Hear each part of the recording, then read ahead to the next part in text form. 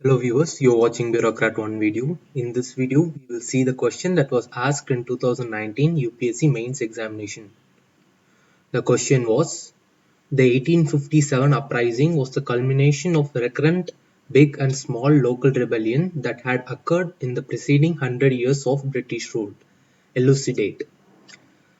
The preceding 100 years of British rule is between 1757 to 1857. The 1757 was the year when the Battle of Plassey was fought. After this battle, the East India Company got the control over Bengal. So introduction can be the British conquest began when East India Company got control over Bengal in 1757 after the Battle of Plassey.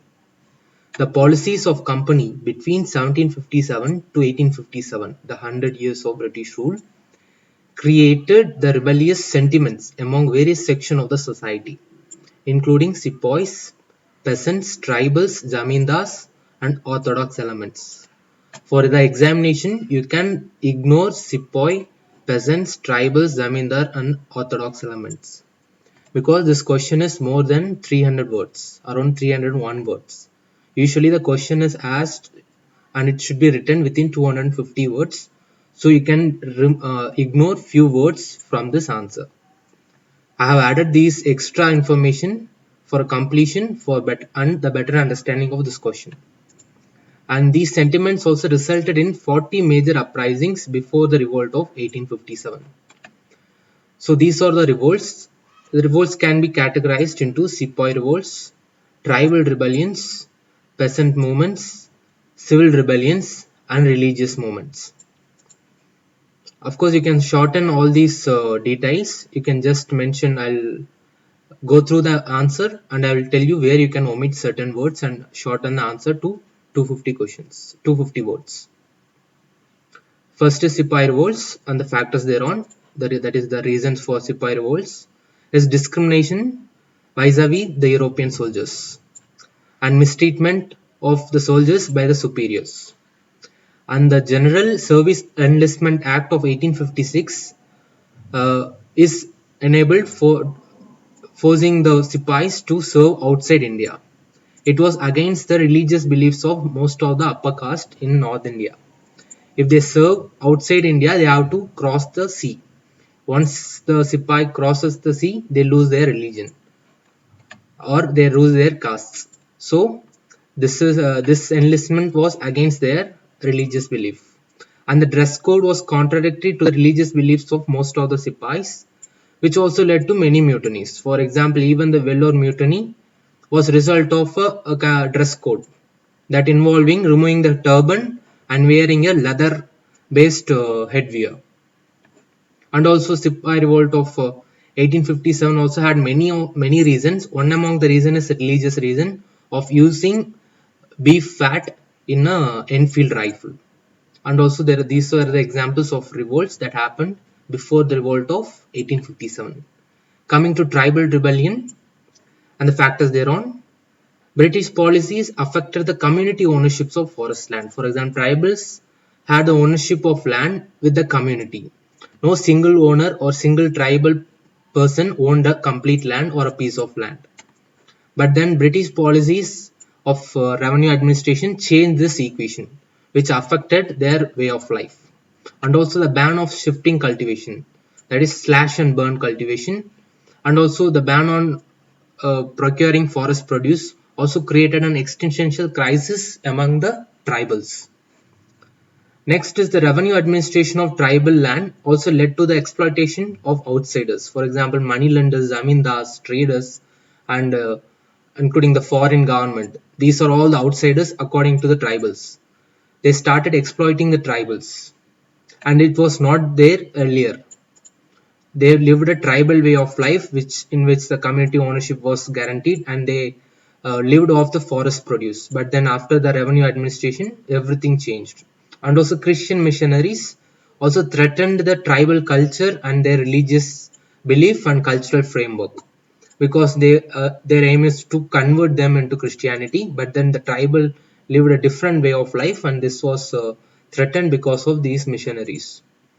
And also territorial expansion of British into the tribal land was also met with frequent and most violent revolt against the British. Examples are Santhal Rebellion, Cold Mutiny, Munda Rebellion, Parias Rebellion, and Code Uprising. In the examination, you can remove these words like created existential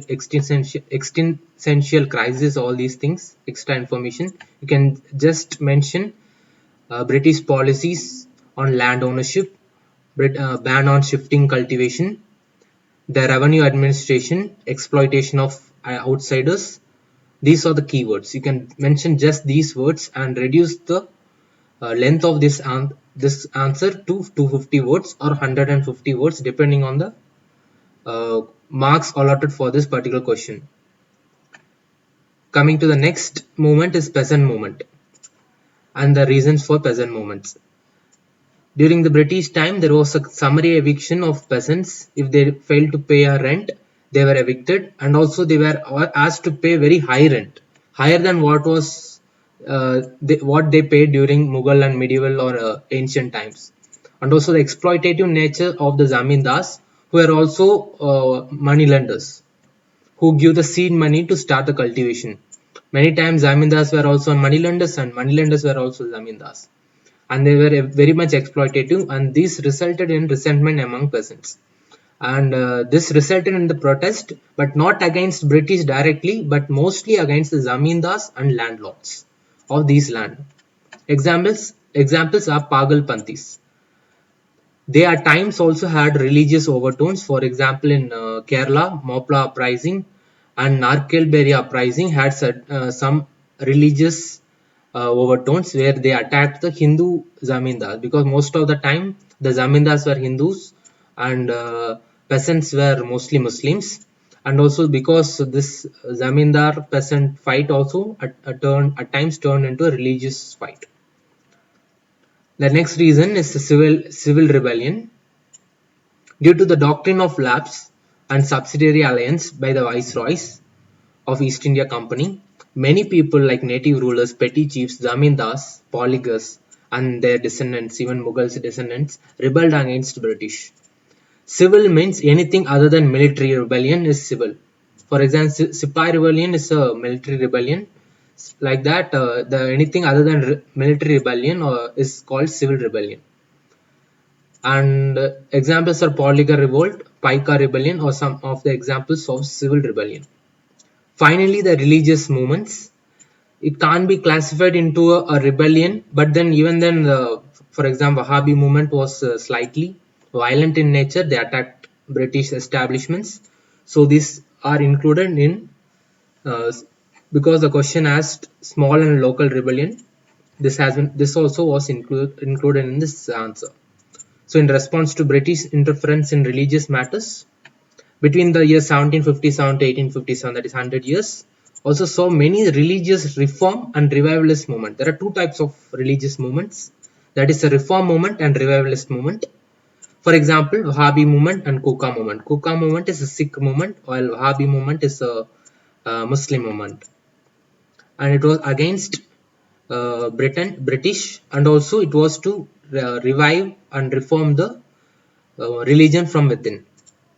And the conclusion can be the exploitative economic policies. For example, these are the economic policies for the revenue administration of tribals, the high rents, exploitative money, the eviction, summary eviction of peasants, and many exploitative policies, and the alien character of the British. Unlike the previous rulers in the medieval and ancient time, British remained alien throughout their rule. For example, they never tried to settle in India and be a part of India, but instead they just want to rule so that they can increase their profits. Before 1857, the profits of East India Company. After 1857, it was to benefit the society of Britain. So that is the alien character of British. They never merged with Indian culture. They distinctly kept their culture, and also they ruled India as an alien culture, alien ruler. And also socio-religious legislations. Many socio-religious legislations also angered many of the Indians Orthodox society. These are all the three important reasons that led to resentment or anger among every section of the society, a resentment among every section of the society, resulting in small but numerous local rebellion. But then this rebellion reached its climax in 1857 in the form of revolt of 1857. But then still these revolts, small and local revolts, were continued even after 1857. Therefore, thereafter. Thank you.